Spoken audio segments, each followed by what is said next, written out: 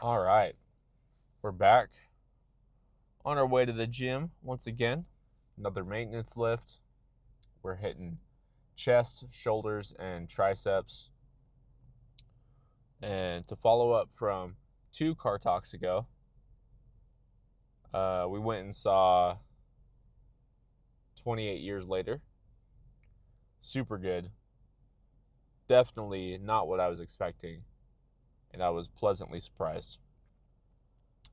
Honestly, I was somewhat nervous going into it because I expected this super intense, graphic, scary zombie movie, but it wasn't that at all. And I had never seen any other of Danny Boyle's um, works, I guess. So that was super cool. And it made me, well, I'll say this. If I would highly recommend it, if you're going in and you're probably only going to like it if it is what I explained, which is an intense zombie movie, chances are it might not be your favorite. The reason I really liked it is because every now and then you'll see art forms, whether it's music, video games, um, movies. You'll see art forms that are so inherently creative and out of left field that it almost gives you permission to go do your own thing, because big budget people can do their own thing, and um, it works as well as it does. 28 Years Later was definitely one of those movies for me. Um, Another one was Fantastic Mr. Fox for me. A song like that is probably Mortigan Plastic Spoon, or I don't know. So many artists have little songs or just one-off songs that are like that, and I'm like, oh, you can just kind of do whatever you want, you know. And there's this old philosopher named Alan Watts, and he has a discourse called "What If Money Was No Object?" And it might be an excerpt from a more extended talk or discourse. But in there, he says, anything you can be interested in, you'll find others who are. Basically saying, like, do what you really are interested in and what you like. And don't worry about the money, because you'll eventually create an audience, create a fan base, and you'll be able to make a living doing what you like. But then again, that goes back to the whole 9 to 5 conversation from yesterday. You don't need to suffer when trying to find your audience. You can use what you have, use your opportunities as a stepping stone. Use your opportunities.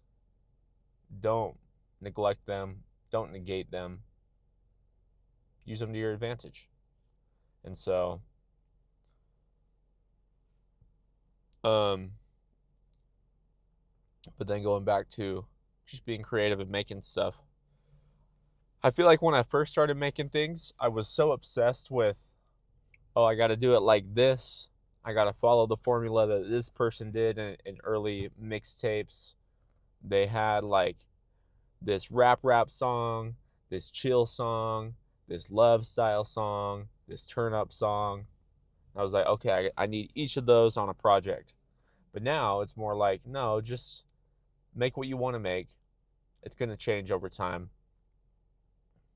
The Coop's Doom project I'm working on right now, way different from anything else I've made so far, and I'm probably going to make a ton of different stuff after that.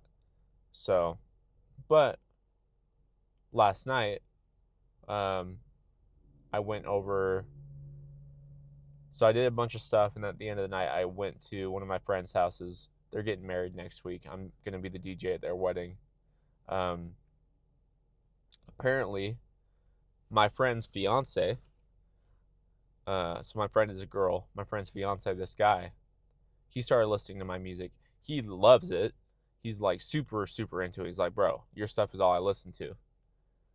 And it was cool to see somebody who is as into it as I've been into people that I've been a fan of in the past. And I feel like it was the first time,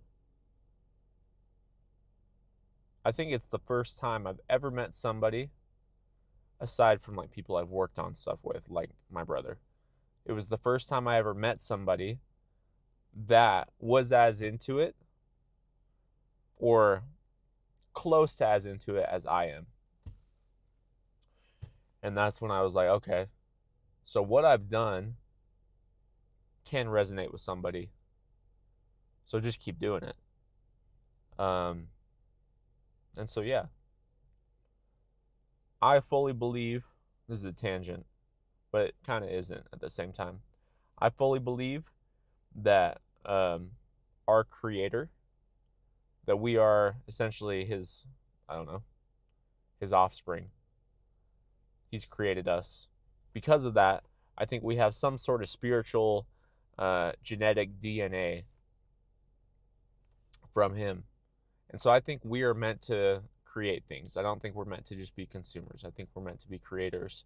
And that when you do create stuff, you tap into your spiritual nature in a sense. So, yeah, that was kind of all over the place, but tap into it. Go make some stuff.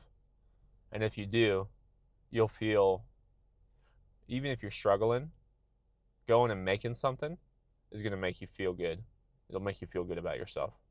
So, pep talk / inner monologue, I guess. I'm going to go get the gym. We've been sitting here for far too long. I think that's it for today. I'm not going to do anything on the way home. So, good luck, everybody. I'll see you on the next one.